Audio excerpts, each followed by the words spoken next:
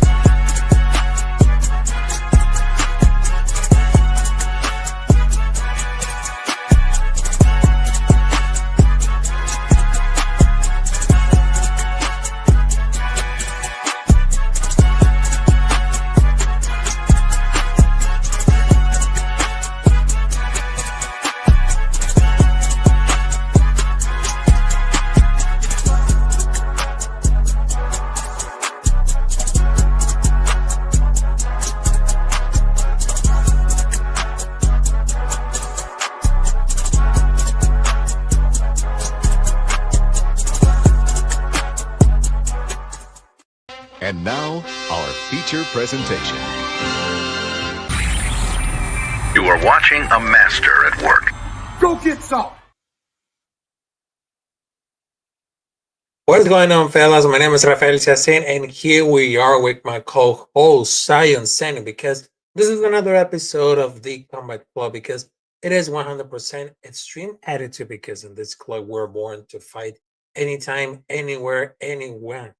Because right now, it is a perfect opportunity to say Happy Tuesday, y'all. And between for the last weekend, it was so much great because they have Canelo versus Crawford and Noche UFC, because not only Diego Lopez shook the entire world winning against John Silva, but also Terence Crawford, he became the new undisputed champion of boxing. So I just wanted to tell you, this been like a wild, crazy weekend for the combat sports. Make sure to subscribe to Capitán Rafucho on YouTube. Also, make sure to follow on different social media. And of course, make sure to subscribe to my co-host, which is the great one, Science Zenith. So right now, we are feeling good after this weekend of big combat sports events. Yeah, we're absolutely feeling great. A bunch of fun nights, fights. You know what I'm saying? Both Saturday and then Saturday night. We had the Canelo fight, so good amount of fights to break down. Obviously a big upset that took place on the UFC court in Noche UFC. That was fun to watch. And of course Canelo and versus Crawford. So we got a lot to get into. So back over to Raphael and let's get it. Oh yes, because right now it seems that Noche UFC it became like a hell of a fight coming up there. But I'm just like really sure because before there was like the translate to Guadalajara, but right now it seems that San Antonio it became the perfect night, the perfect ambient to see what are the got for the Noche UFC. But it seems that there's not gonna be like a really rough coming up there, which is wow. But first and foremost, I just wanted to tell you because there was like something that I was like getting really interesting to because there was Alexander Hernandez versus Carlos Diego The Diego Ferreira. fight, yeah. Yeah, Diego Ferreira. But this is gonna be like a really important that everybody wants to know about like the future. And they just take a look at it some like at a punishment, but not only that, because even though that's compared like for the glitch power and speaking about like at Hernandez, because that was like getting the finish while he was doing like the last bit of ground and pound, and the referee should have stopped it like at a 3-4 punches like as sooner or last. But people is gonna maybe like at a one extra punch and give it like at every chance.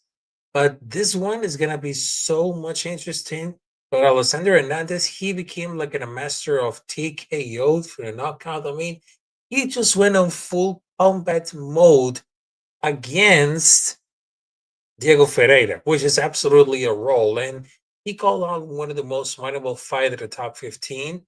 And I realized that everyone ranked lightweight. He was trying to fight the Rouge, Dawson, Rolfie. Also, there's Patty, but Austin Davis. But he just became like the great fighter. He just became at this point, and by knockout at the round number two. I mean, of anyone in the roster, I'll never expect Hernandez to have a career turnaround because people say this got a late stoppage, but it depends on the early stoppage. But he wasn't fully in his eyes in Hernandez because he had the chance because they can never agree to the stoppage.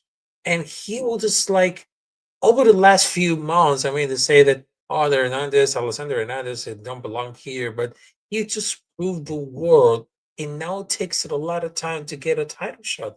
I mean, this way went at a rapid pace, but I'm going to step it in because not only Alexander Hernandez became like so much powerful on the knockouts, but because the clinch attack, that was really surprised me a lot. Yeah, you're absolutely right. I mean, like Alex Hernandez came into the UFC, didn't really go so well. He's on this win fight, then this losing streak, this winning streak. You know, in his past earlier fights, in the 2020s, you look into 2022s, he's taken a couple of losses in that year. He goes into 2023, he beats Jim Miller, then he goes and gets a couple of more losses. But now he's riding a 4 fight win streak, coming off of a amazing TKO victory, a white cross straight to knock out Diego. He just been in there with Chase Hooper, I believe. Chase Hooper was winning that fight until he wasn't. And then obviously he beat Kurt and he beat Austin Hubbard in a split before those two. So he's riding a 4 fight win streak. He's 32 years old, really coming into his own. You can see his veteranship in the octagon now. He's not this young kid that is just going to go out there and throw the game plan out the window. You know, he's a kid that's going to go and follow through on the game plan, and that's what you want. You know, as a coach, you want a fighter that is going to believe in him. He's going to believe in himself, and that's what he's doing now. I kind of liked him taking this fight on 1 month notice. You go in there, you get a victory against Chase Hooper. You're feeling good about yourself. You just got a knockout. Now you can take that chance of fighting more aggressive, which he did in this fight, and he gets a knockout. So now he's riding a 2 fight win streak, and he goes in there and he calls out. I believe he calls out Michael Chandler, if I'm not correct. And I just think that Exactly. blow your horses there. Michael Chandler is a 500 fighter, but at the end of the day, Michael Chandler is a power puncher, and he's just honestly, even though you're on a 4 fight win streak, I don't think you're. Well, that's why they need a fight. So good on him on who am I to judge? Good on him for winning the fight. He deservedly so made the most of his opportunity on the mic. And before you move on to the Kelvin Gastelum fight, I do want to touch on Santiago Luna. This kid came in Oh, yes, Santiago Luna. win streak, right? Going against Craig Lee, who's known as a power puncher, who's known to put people's lights out. Santiago Luna, man, he basically just stepped up to the moment, shined when he needed to shine, landed a nice left hook with follow up hammer fist. As far as the referees go through this whole chord, you know, you could see the referees kind of letting the fighters fight. It was a lot of unnecessary damage taken. Mhm. But to be honest, as violent as this sounds, I'd rather have unnecessary violence than early stoppages in my mind. But obviously we can talk about that when the time comes because there's some fighters where the heads is literally bouncing off the canvas and the referee is like, so obviously I get that. But moving on to Kelvin Gastelum fight, I mean, like, go right ahead. Yeah, then speaking about like Santiago Luna, because I just want to tell you, I mean that he was really excited about his debut. He came back and then came like in a knockdown, and this wanted to this wanted to keep it everything. And after standing out early on the fight, that was very impressive to see him to come better than this winner. But of course, speaking about like Kevin Gastelum, I mean, does anybody know that Kevin Gastelum? I mean, if they gotta use because first and foremost, he was missing white for this fight tomorrow, which is like at a 5 pounds, or would it be like at a five wins at the biggest zone one? But it seems that Kevin Gastelum, I mean, with so many victories, I mean, they need like at a pound for pound rankings, and they were just like he became like at a he became like at a so much greater this body but they just wanted to get like a winning. I mean, he took like an advice from Rampage. I mean, I cannot blame it at the game, but he always looked like the very aggressive because he had much hunger or power. I mean, he pulls out the banner than Jamal Keel, who's usually like getting the house, like at everything. But some people are built like everything for the heavyweights, but they give like an absolutely banger that I just see for the Gavin Gastelum. And for the game plan, that was like very, very because that is like they're not gonna loosen anything. I mean, there's like a massive, really massive at all. And the clinch power that it still did it, he still got the dog on it.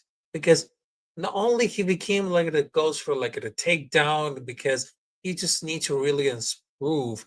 And over for the last fight, I mean, they're gonna be like really studied about like how they is gonna be improved. And he relies like on one punch power and it has the variance on plan B.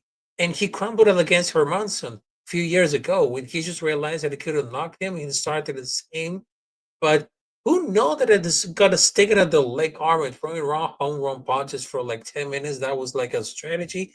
But they need to get it started about like not only about for like the nature of the clinch power of Kevin Gastelum, but also they just wanted to see because it was against Dustin Sulfurs, which is from Lancaster, Pennsylvania.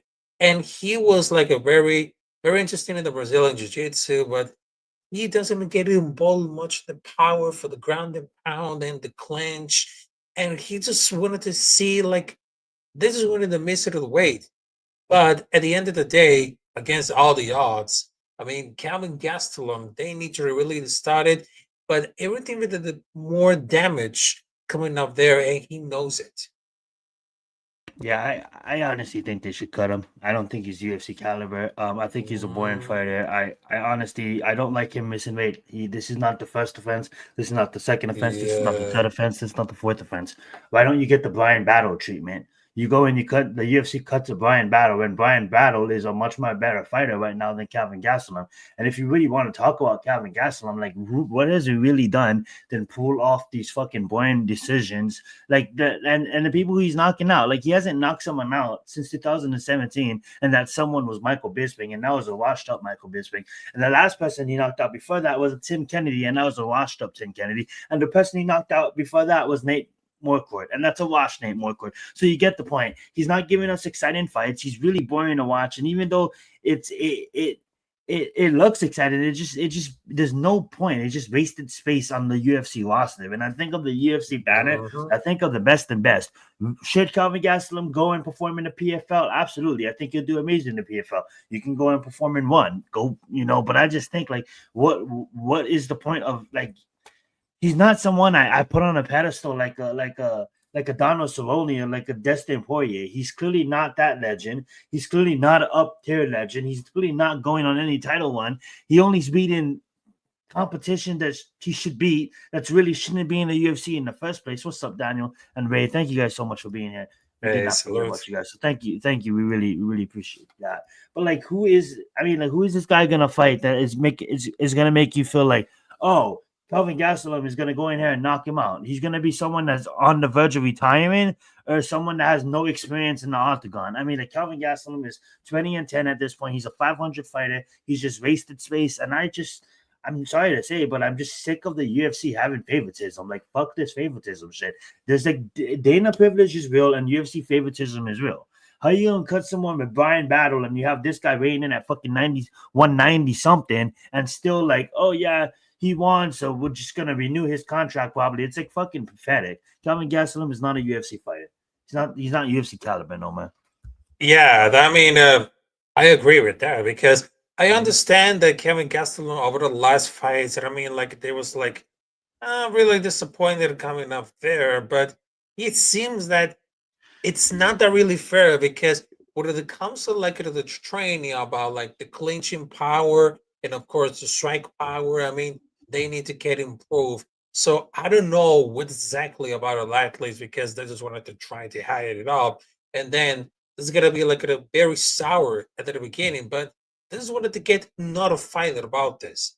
and they And know yeah, each other. and for the fans real fast, for the fans that just cannot elaborate on wasted space. I mean, like Mhm. he's literally on the main court that's going to be watched by most the majority of the people. When that spot could have gone easily to the Luna and Lee fight, because Lee's a knockout artist that we have to question. Hey, is Luna really about this life? Is he gonna go in there and probably get the UFC jitters and get knocked out by Lee? That was a questionable fight to test Luna's IQ, and Luna passed that test. Beyond that, why is Tatiana Sawyer buried on this fucking fight court versus Amanda Lopez? That's a high level UFC women's fight, not till the top level, but that has implications of making a one contender kind of level fight. But yet that's buried because we have to do favoritism to Gavin Gastelum. It makes no sense. I want to see Dana White and the UFC put their news stories and their up and coming stories in the place to make a name and not have wasted space of Calvin Gastelum fighting Destin. Who the fuck is Destin? We don't care about Destin.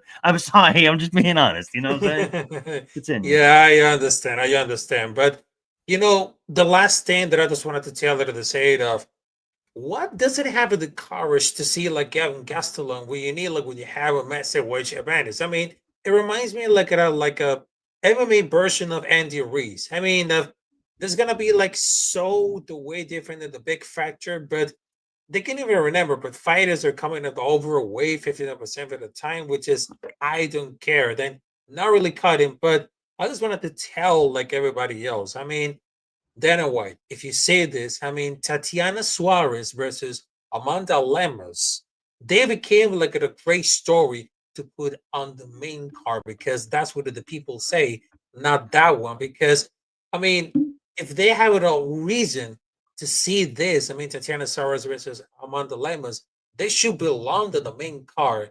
And for the lovely God, please call Gastelum anyway. Don't ever think and try to make like 185 of this fight. He showed up with wearing a t-shirt like at a ceremony awareness, like a guy at the pool party, and he even thought he was just It's like embarrassing. who Our has Mexican profession. blood?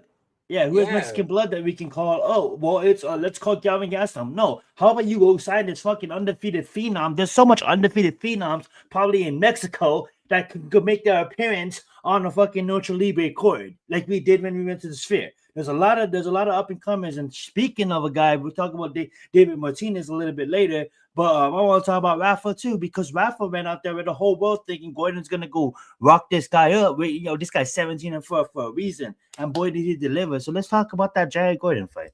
Oh yes, between Jared Gordon versus Rafa Garcia, which he had the same name as a dude because that was like a hell of a banger fight.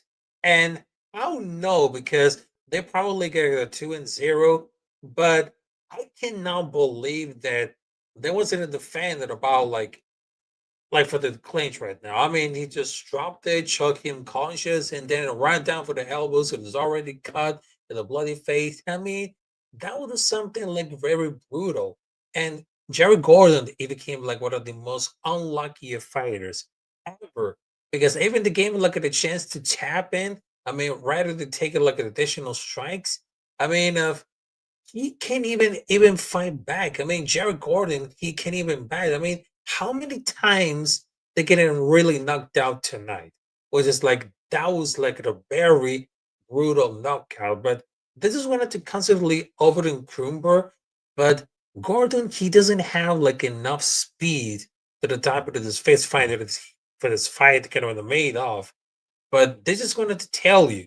I mean, Garcia looked Terry on the first round, and Gordon landed almost for the hard shots in round number two, and then comes out to the beat Gordon on the third round. When you get all the bouts through elbows and the counters, that was like a great read adjustment for Garcia because that was like an amazing fight despite his losing. I mean, Jared Gordon, he became like unlucky thing because Rafa Garcia he became like so much interesting that no one can say about it. And he's from Brawley, California, Mexicali, Baja California. I mean, he's very young. I mean, he knows exactly what he wants to do. And after that, because look at this resume coming up there. Not only he just won against Clay Guida and of course being pinchot, he's in Ray State, and of course Jesse Ron next Olivia. I mean, that guy is be like one of the most incredible prospects that I just see like in their entire life. And Rafa Garcia, the clinching is a great problem to see that because the clinch, it was like very scary for Rafa Garcia because this is wanted to give you like a very shot. Yeah, I love it. You know, breaking down this fight, going into this fight, I was really making the hard choice in my mind. Is like you really see someone in Garcia coming into his own. He goes into the UFC, like Rafael said. He goes on this 0-2 a losing streak. Then he gets those two back. So now he's 2-2. He faces a tough level Klaus. When you look at Klaus's resume, Klaus is a top tier competitor. Then he goes on the 2-win streak, and then he faces Grant Johnson, and he gets knocked out with some ground and pound. Now he fights Vic, and now he's going against Jared. When I looked at his career, I'm like, you know what? This guy's losing in recent years, but he's losing against Klaus and he's losing against Thorson. When you lose against people of that high level of competition, that people that literally has 85% wins and like the resumes or top tier resumes, I really look at it and I'm like, oh my god, this guy is clearly going under like the radar. Like I'm not watching him. I don't think no one's really excited about him in a sense outside of his family and friends. And when you go with someone and you take out a fan favorite, which is Jared Gordon, because everybody loves Jared Gordon's story, right? Everybody loves the guy that was on drugs, that turned his life around, that started fighting professionally, and he's just a person unlike Calvin Gastelum that us fans we want to get behind. He's the kind of person be like, Jared Gordon's a dog. I'm a ride with him. I compare it to kind of like a not into a psychopath kind of his spirit, but he kind of reminds me of like a Sean Strickland, kind of like, what? I just like this guy. For some reason, I just like this guy. And he's just a good guy. So I wanted to back him, but then you realize that, this Welfer guy is coming in with experience what this fight, I didn't choose anybody in this fight, but what this fight showed me after it was done is this Garcia kid, he's really coming into his own. He's 31 years old, and I can see in the next 4 years of him, if he really is serious about the sport, take it serious. And you lost against Grant Thorson, you lost against Klaus. Okay, but at the end of the day, if you can ride this momentum that you're on and go make something of yourself. Now, will Garcia be fighting for a title anytime soon? No. But could I see him hovering inside the top 15? Absolutely. Maybe not top 5 level, but certainly top 15. So go out there, try to reach the top 15, and just try to. I want to see these fighters go on these streaks, deservedly so. You know what I'm saying? When you knock out a fan favorite like Gordon, you kind of take some fans too. You know what I'm saying? So yeah. Yep, exactly. Also, we got another fight coming up there, which is Rob Font versus David Martinez, and he just lost it completely. But between for like this fight coming up there between Rob Font versus David Martinez, I mean, sometimes it looked like Ross does the opposite what he wants because they wanted to slip left and they wanted to jock it, but he was like firing all the cylinders. And I never see though if I keep coming like for the too long after the light belt. But what was it? Because he just passed the first 10th. I mean, they have a new blood, a new top 10. But it seems that after this one, because they wanted to schedule between like Rafa versus Raul Rosas Jr., but it seems that Heather Whitray was replaced by Devin Martinez, and he just lost it. But David Martinez, I mean, he became so much very interesting that he can put all that is hard on the next rounds, which is definitely, definitely. And he just wanted to make it a prospect because I know that this is wanted to keep it like his debut already with this one now. But it seems that it's gonna be like an exciting because he had the smash, he got the goal. I mean, winning the actual hell, we just see a lot of this one. But I know, I know that David Martinez, he became like so much graded about for like the clinch power, but also what are the one that they say as sort of the referee, because if the referee just wanted to blood, he was able to give it a chance to be like something else. But I'm convinced that the referees will get someone killed in the octagon because that's just really the way to start off a UFC career. I mean, if Font, I mean, much love for the fund, but he needs to get improved with this wrestling coach. And Martinez was very down at the end, but also he looked very super well rounded, and he was really like honestly promising for any future fights. And it was like a very loud, so the referee didn't hear the bell. That was like really wild. But people aren't talking enough about like the ground and pound, the striking style of David Martinez. And he was like watching all the film studying, and he was like very experienced.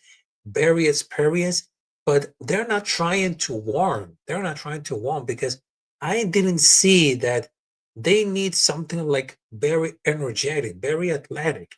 And David Martinez, he just found in detention. It was given somewhere like he became like the cyber psycho at the end, but he got the real juice. He fought very well. They're gonna be very proud, and he's gonna be a solid prospect. And I'm very glad that he just fell for Chewy Woods because he took like a hell of the ring, stepping it off, and it took all the way because they have the more some like on solid going off of the ground. Yeah, well said, well said. Going over Martinez, like he going into the fight, he absolutely fought nobodies. If this fight was to take place above middleweight, I think it kind of could have gone differently just based off Font's IQ. But you could see in there that one thing was affecting Font, and it's called father time. Martinez was not the better fighter. He was obviously on that night, but he is a much more faster fighter. What I said going into the fight. Right now, what we've seen in the fight is he is the faster fighter, and he does have some fight IQ. Now, when you go against someone like Wild Font, who is literally not the Wild Font that we watched in recent years, you could clearly see the decline. Now, I'm not trying to take anything away from David Martinez's performance. Before the fight, I thought Wild Font was going to give this kid a slice of apple pie, humble pie. He didn't need it. He's not a cocky kid. He's been training for this moment. His sister fights, his dad fights. You know what I'm saying? It's a whole family event. But at the end of the day, it's almost as if like there's no way this kid's gonna just come in here and fight Wild Font. Wild Font didn't look like the 38-year-old his last two fights, and guess what? Father time caught up. So there's two things for Wild Font. Either you retire or you move to featherweight because I think you're too slow for bantamweight. You might even be too slow for featherweight at this point. So at that point, and it's going to be much more power at featherweight. But I just think I don't see him winning that much fights against level of competition that they should be fighting against. Seeing what Wild Font is going to be that he's going to go out like that Tony Ferguson. You know what I'm saying? Just be a gatekeeper and then keep on losing against a high level competition. Because if David Martinez, nothing against David, but if he's gonna outstrike you in speed and shit, I mean, like he just really showed he showed to be the old man in there. And then in the prime it would have been a whole better fight. But David Martinez didn't even enter his prime yet. Young up and comer. I wouldn't call him a prospect yet because it is only his second fight, but up and comer that could pull off a couple of victories and then become an up and coming prospect and then maybe become a contender in the future. Because if you look at his fighting resume, maybe not the best, but if you look at his fighting background with his family and then what he's about, this guy's been fighting since he was a kid, so he clearly knows how to fight. And those are the kind of people that we see nowadays. Your Chimayas of the world, your Ilias of the world, they're dedicated to the lifelong passion of the sport. Okay. Hey, I didn't just start boxing after high school. Nah, I was in the gym at the age of 5. You know what I'm saying? But yeah, and David Martinez is those type of kids. Yeah, and I would love to see like really because every prospect that I just wanted to watch like the UFC, I mean, they just wanted to make a clear statement because I understand there's a brand new generation of UFC fighters that just wanted to keep it all because not only just wanted to improve like the wrestling style, but of course the game plan just wanted to do about it with the punches and of course the clear jab, the uppercuts, and of course like the submission coming up there. I mean, I love the fact that there is a lot of new prospects at the UFC who make like a clear statement, which I definitely love it. And they just wanted to see like more victories coming up there. And I just wanted to love it. Yeah, and I'm sorry to cut you off, and I love it too. I love these prospects, and I love these prospects becoming contender. We just seen a prospect become a contender in Van. Now he's fighting for a championship. But also, it's almost as if shout out to Van. Kind of feel like it's not like the heavyweight division. The heavyweight division, you're getting a title shot so fast. So the women's division, you're getting a title shot so fast because there's not that much competition in that divisions. when it comes to the lower weight bantam and flyweights and featherweights, there's so much competitions that sometimes the UFC they rush prospects. It's like Steve Erceg wasn't even a contender when he fought Alex. He fought Alexander as a prospect. He had two notable Yeah, names in David and Matt. Before he that's two names that were not really like, oh, like let's like Matt 17-9. You know what I'm saying? And like and I'm not trying to diss Matt, but like and David's record is 22-6. So David obviously has a better record, but like and but it's like who is David fought? You know what I'm saying? So at the end of the day, when you rush prospects like Steve Erceg, then it's like rushing the NFL. Like it's like a Giants fan rushing Dort off to the field. Nah, let Russell Wilson control that offense first. Sorry, not to make it about football, but sometimes when you exactly. rush these prospects, they're not ready for the moment. Another guy that was rushed because of the hype was Diego Lopez. Diego Lopez wasn't ready for the moment. Speaking of someone that I'm not trying to be a dick, but wasn't ready for the moment, was Philly Silva. Silva wasn't ready for the moment. So let's go right ahead to the main Exactly, event. exactly. So we're going to main event right now because I know and you know about the main event of Noche UFC between Diego Lopez versus John Silva. And I love the fact that Diego Lopez just steal all the attention just beating John Silva. And I just wanted to tell you that Diego Lopez not only he really shot the entire world because that was just like very crazy. And definitely is one of the biggest dudes out there. He can take huge shots after the last two fights but against probably the fastest strikers on that division. And I can see why Diego Lopez just beat so bad against John Silva because he can really sooner or later because right now his punching style, I mean, that was like everything. I mean, they have the best additions to the roster because they all love him because that's going to be like one of the best fights, and they just completely out of control. And I was like, every time the Lopez get his hands on Majan to take down, always lands because I believe that he was improved about his defense because you can't take many clean shots every fight, or you will lost in the sport, not the top of it anyway. But he came on face and smiling everything that John Silva had because he got under John's skin and was living in his head rent free. And then one with the elbow, the spinning elbow that was slowing all of the fight. That was really awesome. I mean, to do it Noche and the fans adopting home under in the process is just completely badass. Because and there's another thing, we just had to do it, but Jean Carlos Rufi doesn't have the grappling to contend in the life of the division. Carbolayo is the only thing that the fighting nerds who has the best grappling, but is not very athletic enough to really implement. So John Silva needs to work it off his grappling style, but they just wanted to talk it about everything. And the underdog is still anything. I mean, that was just like a perfect photo finish. The first round coming up for Lopez, I mean, Lopez, he became cooking very good. I mean, I know it's gonna really hurt, but this is like the most insane end for a fight ever. And that was like an absolutely ass kicking for a fighter like for the fighting nerds. I mean, he turns out that he's trying to hit the opponents to the back of the head after he loses, but they can really bounce it back.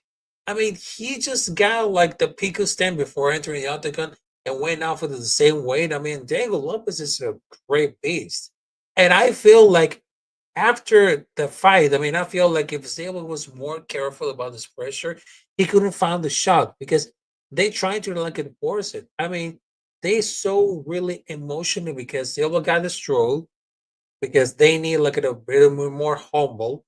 But I understand that after we just saw like a lot of things coming out there for the fighting nerds, I think that after John Silva lost, I mean, it's gonna be like another redemption coming up there. I know it's very hard to see like part of the fighting nerds losing fights after fights after fights after fights, but they need something to take trend of it because they need to improve not only for the grappling but also the striking. Because if they need to watch some film studies and train a lot of more, that could be completely different. And Lopez is a beast, and there are some levels about it. And I think that they're coming back better. And that was like very excited, but they never disappoint. Obviously, that was like a real fun to watch. But they can just let Silva throw straight to the face with zero attempt to reflect with his head because they streamed it. And I hope this right now, they're gonna be like this could be like the fight of the year because Diego Lopez is such like a straight badass. He took enough guns to beat one of the fighting nerds, John Silva, but I understand that I just John Silva, but they need to recover. But I think that Diego Lopez is getting ready, not only for the title shot, but also he wants something more to get involved with the division. And I think that Diego Lopez in that division, it could be like something like a great blessing.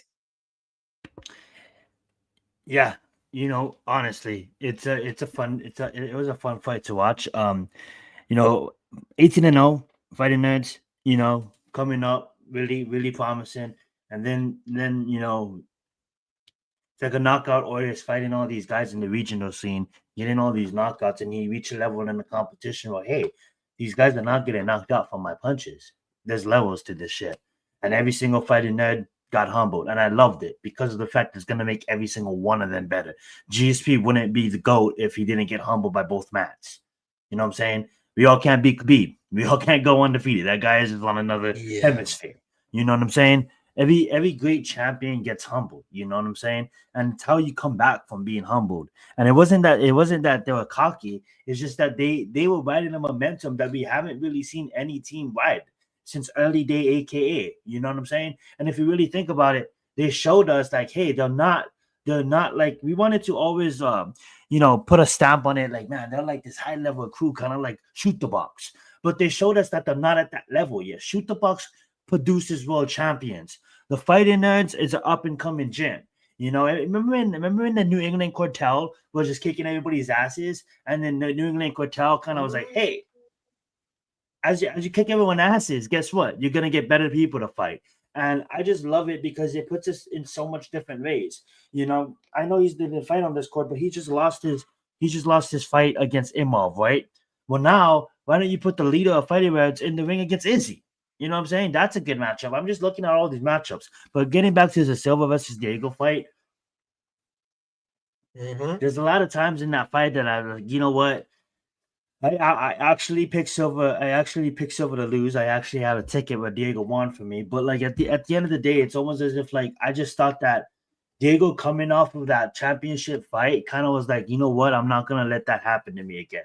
I think the whole focus was on Silva as like this guy that was just gonna go in there and do damage, and the biggest competition he fought was Bryce Mitchell. And when I looked at it, it's like Bryce Mitchell ain't the Bryce Mitchell we thought Bryce Mitchell was. And then we go and you look at Diego Lopez's resume, you're like, damn, this is gonna be I don't know why everybody's like 80% was leaning Silva.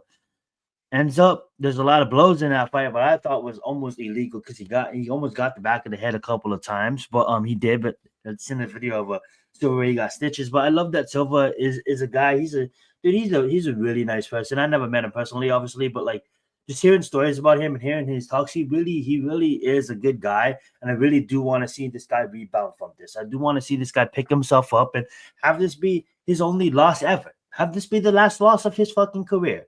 But looking at the fucking division that is clearly stacked, this is what I want to happen. I honestly think Murphy deserves his title shot, and I do think that Morzor deserves his title shot after that. So even though Silva did in incredible fashion, I wouldn't say fight of the year because I still do think that Van and Rovell, that should be fight of the year because that fight was fucking unbelievable, and this fight was mostly one-sided. But I just think that I have a perfect matchup for Silva. I think Diego should just Diego. I think Diego should just become right now a prize fighter at the moment and just wait on the championship fight because I think that obviously Leon Murphy deserves it and Mozart injured. So I think this is what should happen. I think Diego should be a prize fighter and fight Aaron Pico. Yes, exactly. Because I think Aaron Pico and Diego will be a fucking phenomenal fight. I think that'll put people in the seats. And I think that should go on early next year. And I think Max Holloway should be in that court because Max Holloway wants to come back. So I think we just have a fucking court of explosive fighters.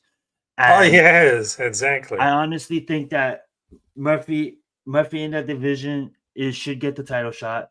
And I don't even think, honestly, like, I don't care what anybody says. Buena fucking not. Fucking Ball got the title shot and won. So that being said, he doesn't have the title no more, obviously. But like, shout out Jack Delamenio. But like, I don't care what anybody says because Mozor beat Diego Lopez and Mozor is still undefeated. So I'm not gonna be in a fucking world where Diego Lopez gets 2 championship fucking opportunities before Diego gets 1, injury or not. There's 2 fighters that I don't care. Like, do I think they're gonna win? Do I think they're good, exciting fighters? No, maybe not. But do I think they're deserving of is Arman Sharukian and Mozar Ilovov? Give Ilovov and Sharukian your fucking title shots to just get them out of the way, and then we all know. I mean, like, I don't know about you, but I say Leon Murphy owns this division in under a year and a half. And speaking of the lightweight division, I mean, like, that's Ilya's division until he chooses it. It's not. So that being said, though, back over to you. We got a boxing event to cover real fast. Yeah, and I just wanted to tell it about to see that Diego Lopez is probably one of the best signing for the over the past 5 years. I mean, it's so cool to see like a great guy become like a star purely based on a performance and the post-corner arena when everyone is trying to talk shit.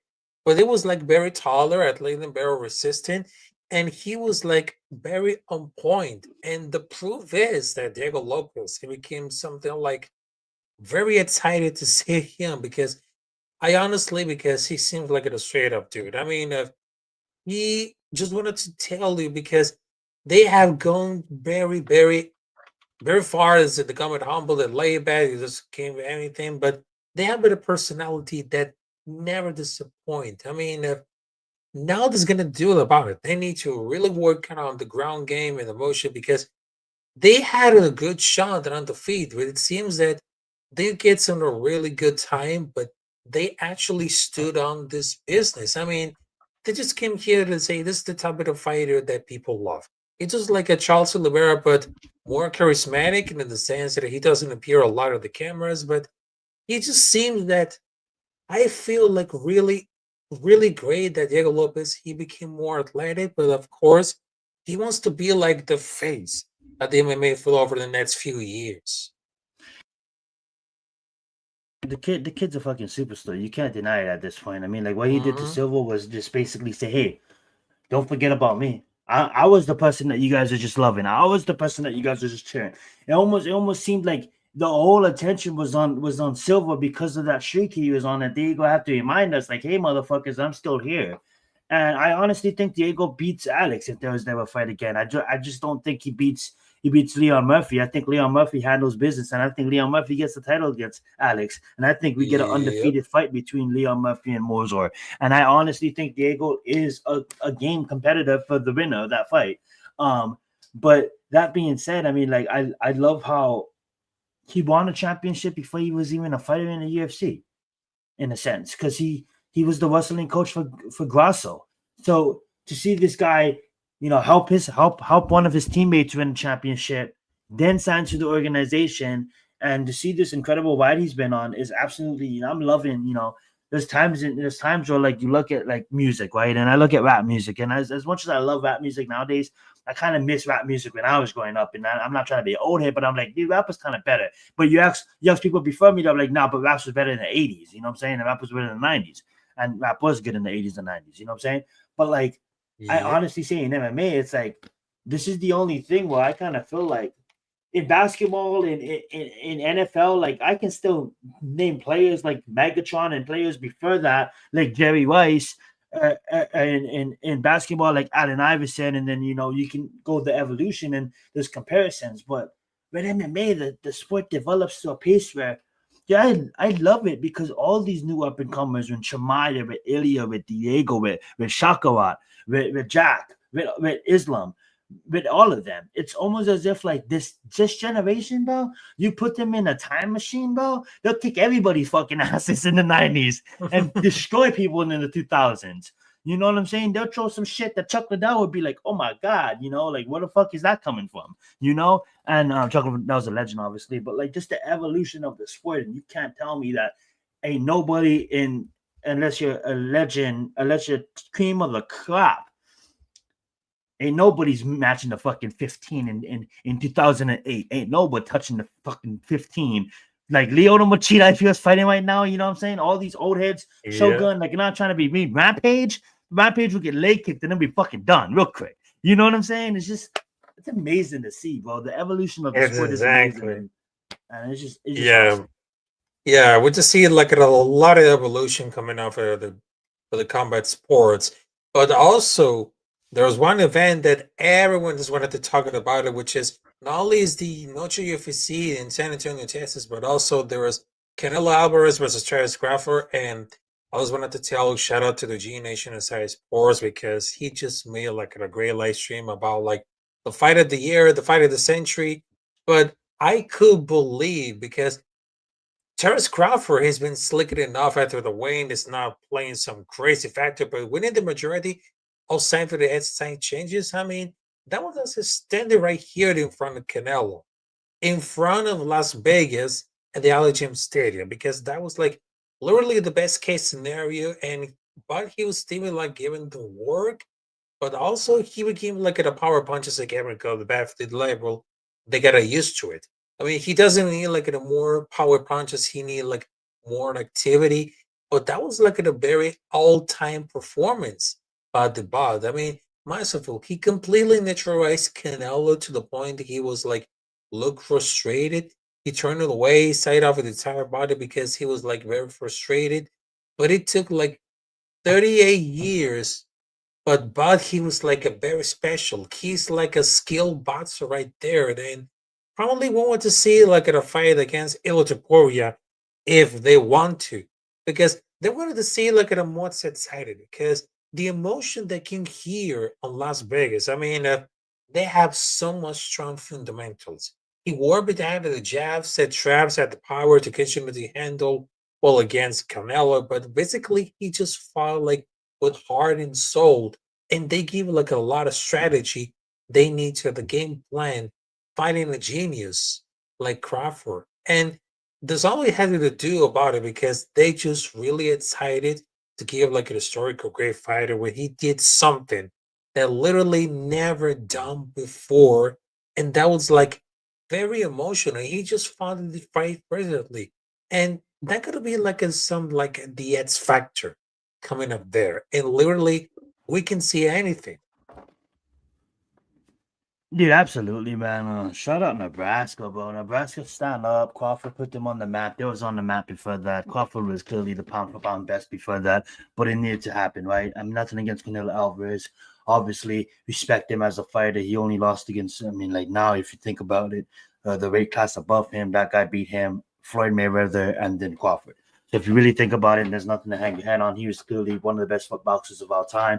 But shout out to Terrence, man. Bud Crawford did it. He didn't work. Now I'm not gonna sit up here and act like I fucking watch boxing, but I do watch boxing when it comes to fights like these. This was an amazing fight from round 1 to round 12.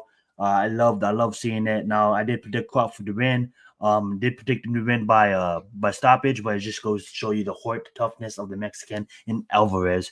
Now, when it comes down to Ilya, shut the fuck up. You don't know what you're talking about. There's levels to this shit, and you're not a star yet. So, as much as I respect Ilya, it's boxing. You know what I'm saying? It's different. It's like this guy been training this one specialty his entire life. And yes, you've been training it too, but there's levels to this shit, and I don't even like boxing, and I'm conscious enough to respect it. But that being said, though, Ilya, go out there and get a couple of more fights, become a bigger star, become a level where he can't deny you. Because what does this do for Crawford? This does nothing for Crawford. You're not a draw right now for Crawford. As much as Crawford respects MMA and all that kind of jazz, you're not a draw. As much as us MMA people feel like Ilya is a superstar, Ilya is not the biggest star in his sport. He shares that limelight. When Conor McGregor fought Mayweather, there's undeniable that Conor McGregor was the biggest story in the sport and is still the biggest story in the sport, because casuals that don't watch the MMA know who Conor McGregor is. Casuals who watch MMA don't know who Ilya is, and just have to be honest. He's big in Spain, he's big in his territory, he's big with us hardcores, he's big with MMA fans, but outside of that, it's like when Conor was fighting, ESPN couldn't help but cover him. When Ilya is fighting, there's some fights where ESPN didn't cover. You know what I'm saying? So make yourself undeniable. Win a couple of more fights. Now, if Ilya comes in there as a 3-time champion after beating Islam and something crazy like that, and now you're a super fucking star, and now you are the biggest name in MMA, and like you are solid, just undeniable.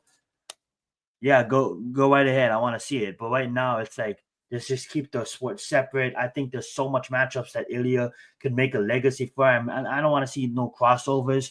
I just kind of feel like go make your legacy in your own sport, because Crawford did it his own sport. Crawford's the best combat fighter on the planet in his respected form of fashion, and he did it out of Nebraska. And I don't like this no, who cares? Like, just keep it separate. Ilya, you focus on MMA. Crawford obviously is going to focus on boxing. And dude, maybe in like 2028, if Ilya is still undefeated and he wants to retire from MMA undefeated and he wants to move over, but by then Crawford would be kind of 30.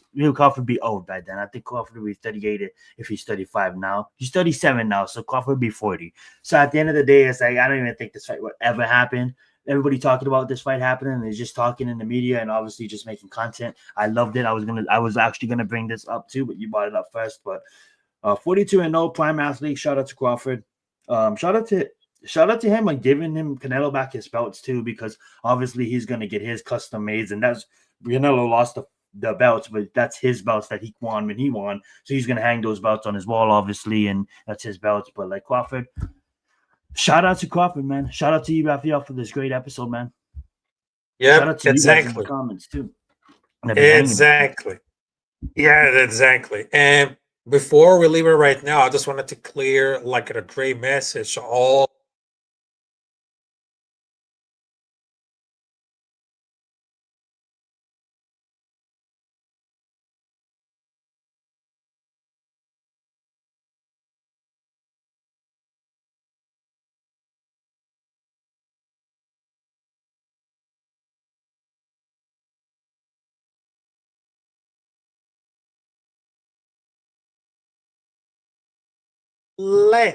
don't let the bad persons consume you, because you are grateful, you're blessed, you had the power of the punch, you had the power of grappling, because that happens all through all the MMA prospects coming there.